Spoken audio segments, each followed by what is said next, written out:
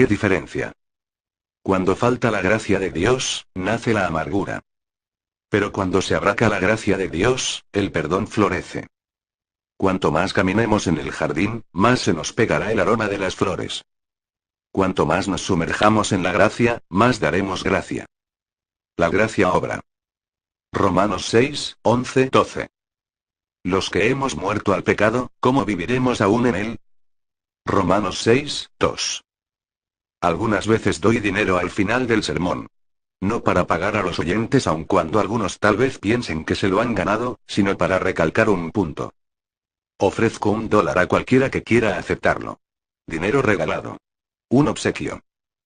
Invito a cualquiera que desee el billete que pase y lo tome. La respuesta es previsible. Una pausa, un restregar de zapatos, una esposa que le da un codazo al esposo y él sacude la cabeza. Un adolescente empieza a ponerse de pie, pero se acuerda de su reputación. Un niño de 5 años empieza a caminar por el pasillo y su madre lo detiene con un tirón.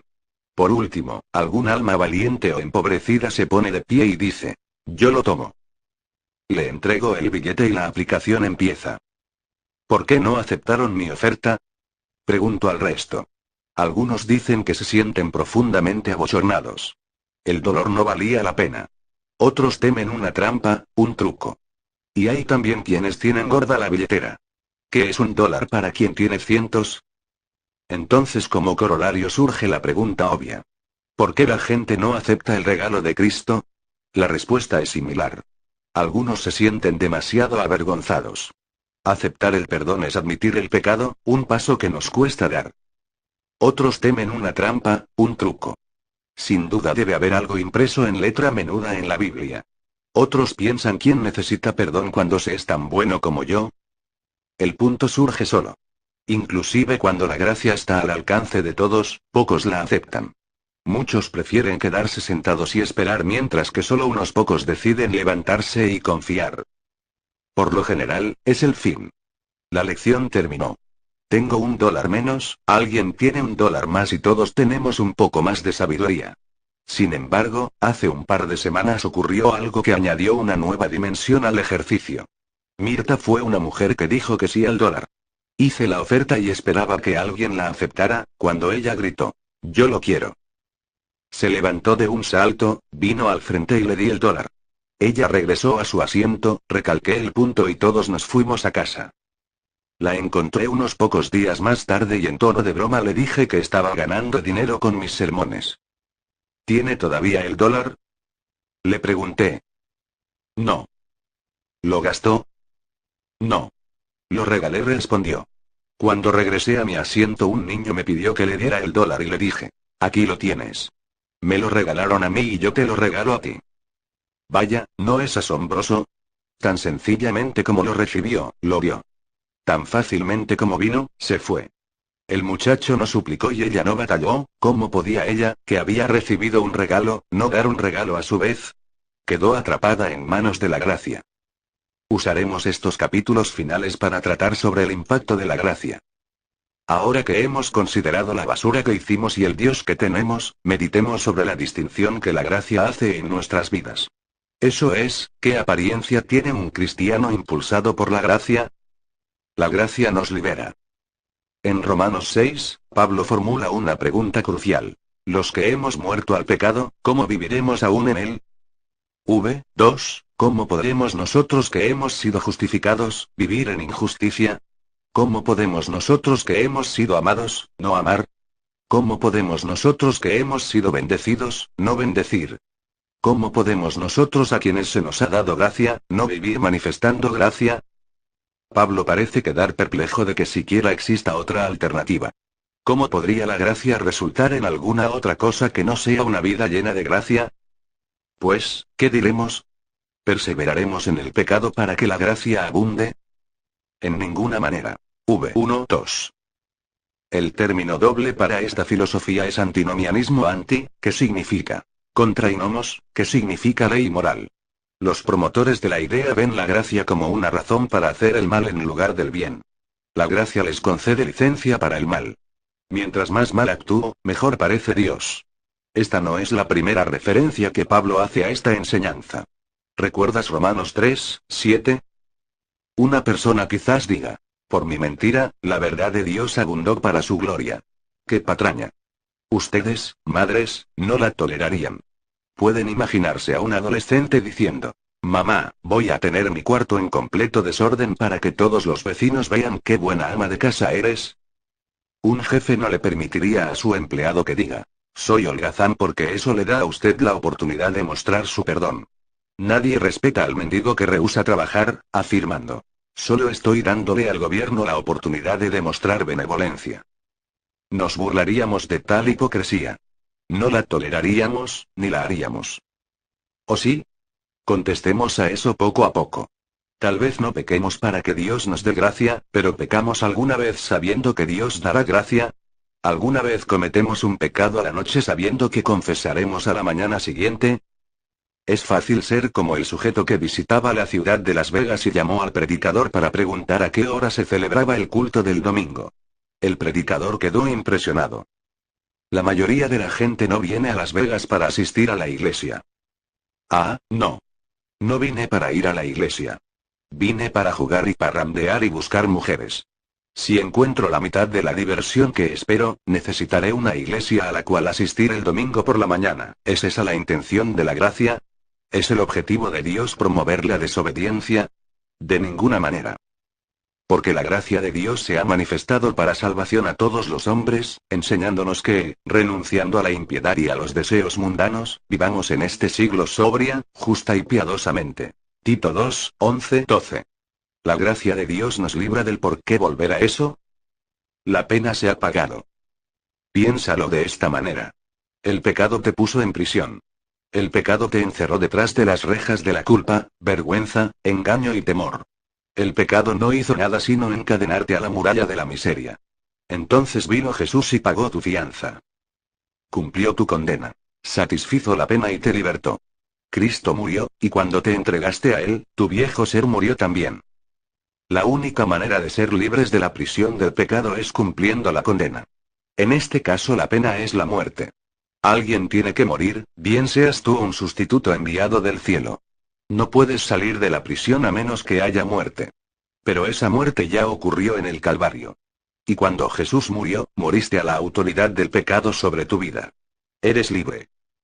Cerca de la ciudad de São José dos Campos, en Brasil, hay un asombroso establecimiento. Hace 20 años el gobierno del Brasil entregó una cárcel a 2 cristianos. Le cambiaron el nombre a la institución y la llamaron Humaitá, con el plan de administrarla según los principios cristianos. Con la excepción de 2 empleados a tiempo completo, todo el trabajo lo realizaban los prisioneros. Familias fuera de la cárcel adoptan a un preso para que trabaje con ellos durante y después de su condena.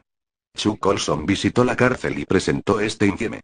Cuando visité Humaitá hallé a los presos sonriendo, en especial al asesino que tenía las llaves y me abrió la reja para dejarme entrar. Dondequiera que iba, veía a hombres en paz. Veía áreas de vivienda limpias, gente trabajando con esmero. Las paredes estaban decoradas con frases bíblicas de salmos y proverbios. El guía me escoltó a la notoria celda de la prisión que en un tiempo se usaba para la tortura. Hoy esa sección aloja a un solo preso, me dijo. Al llegar al extremo de un largo corredor de cemento metió la llave en la cerradura, se detuvo y me preguntó: ¿está seguro de que quiere entrar? Por supuesto, repliqué con impaciencia. He estado en celdas de aislamiento solitario en todo el mundo. Lentamente empujó la pesada puerta y vi al prisionero en esa celda de castigo, un crucifijo hermosamente tallado por los presos de Humaitá. El prisionero Jesús, colgaba de la cruz. Está cumpliendo la condena por el resto de nosotros, me dijo reservadamente el guía. Cristo ha ocupado tu lugar. No hay necesidad que sigas en la celda. ¿Has oído alguna vez de un prisionero puesto en libertad que quería quedarse en la cárcel? Yo tampoco. Cuando las puertas se abren, el preso sale. Pensar que una persona prefiera la cárcel en lugar de la libertad no tiene lógica. Una vez pagada la pena, ¿por qué vivir bajo esclavitud? Eres libre de la penitenciaria del pecado. ¿Por qué, por todos los cielos, querrías volver a poner un pie en esa prisión? Pablo nos recuerda que nuestro viejo hombre fue crucificado juntamente con él, para que el cuerpo del pecado sea destruido, a fin de que no sirvamos más al pecado. Porque el que ha muerto, ha sido justificado del pecado. Romanos 6, 6, 7. No dice que sea imposible que los creyentes pequen, sino dice que es una tontería que los creyentes pequen. No es una imposibilidad literal sino una incongruencia moral que los salvos vuelva al pecado. ¿Qué tiene la prisión que deseas? ¿Echas de menos la culpabilidad? ¿Añoras la falta de honradez? ¿Tienes preciados recuerdos de cuando te mentían y te echaban al olvido? ¿Era tu vida mejor cuando estabas vencido y rechazado? ¿Tienes un ferviente anhelo de ver otra vez al pecador en el espejo? No tiene sentido regresar a la cárcel. El voto se ha hecho. No solo que el precio se ha pagado, sino que se ha hecho un voto. ¿O no sabéis que todos los que hemos sido bautizados en Cristo Jesús, hemos sido bautizados en su muerte? Romanos 6, 3. El bautismo no era una costumbre casual, ni ningún ritual insípido. El bautismo era y es la aspiración de una buena conciencia hacia Dios. 1 Pedro 3, 21. El alto concepto que Pablo tiene del bautismo se demuestra en el hecho que sabe que a todos sus lectores se les ha instruido sobre su importancia. ¿O no sabéis que todos los que hemos sido bautizados en Cristo Jesús, hemos sido bautizados en su muerte? Romanos 6, 3, cursivas mías, ¿qué forma de amnesia es esta? Como una novia horrorizada al ver a su flamante esposo flirteando con las mujeres en la recepción de la boda, Pablo pregunta, ¿se olvidaron de sus votos? En verdad, el bautismo es un voto sagrado del creyente para seguir a Cristo. Así como una boda celebra la fusión de dos corazones, el bautismo celebra la unión del pecador con el Salvador. Quedamos unidos a Cristo Jesús por el bautismo. Romanos 6, 2, vp, ¿comprenden los novios todas las implicaciones de la boda? No. ¿Conocen cada reto o amenaza que enfrentan? No. Pero saben que se aman y hacen votos de ser fieles hasta el fin. Cuando un corazón voluntariamente entra en las aguas del bautismo, ¿sabe todas las implicaciones del voto? No. ¿Conoce cada tentación o desafío? No. Pero conoce el amor de Dios y responde a él. Por favor, comprende, no es el acto lo que nos salva. Pero el acto es lo que simboliza cómo somos salvos. La obra invisible del Espíritu Santo queda dramatizada visiblemente en el agua. La inmersión bajo las aguas que corrían fue como una muerte. La pausa del momento mientras las aguas corrían sobre la cabeza fue como ser sepultado. Ponerse de pie una vez más en el aire y la luz del sol fue una especie de resurrección. Quítate los zapatos, inclina la frente y dobla las rodillas. Este es un suceso santo. No se debe tomar el bautismo a la ligera. Volver al pecado después de sellar nuestras almas en el bautismo es como cometer adulterio en la luna de miel. Puedes imaginarte a la afligida flamante esposa descubriendo a su esposo en los brazos de otra mujer apenas días después de haber oído sus votos en el altar. Entre las muchas palabras candentes que ella diría, más que seguro estaría la pregunta: ¿te has olvidado de lo que me prometiste? Similarmente Dios pregunta: ¿no significa nada para ti nuestra unión? ¿Es nuestro pacto tan frágil que prefieres los brazos de una ramera en lugar de los míos? ¿Quién, en sus cabales, abandonaría estos votos? ¿Quién se interesará más por ti que Cristo? ¿Te has olvidado lo que era la vida antes del bautismo? ¿Te has olvidado del desastre en que estábamos antes de que nos uniéramos a Él? Escogí la palabra desastre a propósito. ¿Puedo relatarte de un desastre del que me alegro haber salido? Mi departamento de soltero. Expuesto a una norma más alta. De todos los epítetos que me han dicho, nadie me ha acusado jamás de ser un quisquilloso por la pulcritud. Algunas personas tienen un alto índice de resistencia al dolor. Yo tengo un alto índice de resistencia a la basura. No es que mi mamá no lo haya intentado. Ni tampoco es que ella fracasó. Mientras estaba bajo su techo lavaba mi plato y ponía en su lugar mis calzoncillos. Pero una vez que salí de la casa paterna, me liberé de verdad. La mayor parte de mi vida he sido un cochino a escondidas. Fui lento para ver la lógica de la pulcritud. ¿Para qué tender la cama si te vas a volver a acostar en ella? ¿Tiene sentido lavar los platos después de una sola comida? ¿No es más fácil dejar la ropa en el piso, al pie de la cama, de modo que cuando te levantes esté allí para ponértela? ¿Se gana algo al volver a tapar esta noche el tubo de dentífrico solo para volver a destaparlo mañana? Persistía como cualquiera. Solo que persistía en ser cochino. La vida es demasiado corta como para emparejar los calcetines. Sencillamente compra pantalones más largos. Entonces me casé. Denalin fue muy paciente. Dijo que no le importaban mis hábitos y a mí no me importaba dormir afuera. Puesto que me importaba, empecé a cambiar. Me inscribí en un programa de 12 pasos para cochinos. Me llamo Max y detesto pasar la aspiradora. Un terapeuta físico me ayudó a descubrir los músculos que se usan para colgar camisas y colocar el papel higiénico en su soporte. Mi nariz recibió entrenamiento para percibir la fragancia del limpiador. Para cuando los padres de Denalin vinieron a visitarnos, era un nuevo hombre.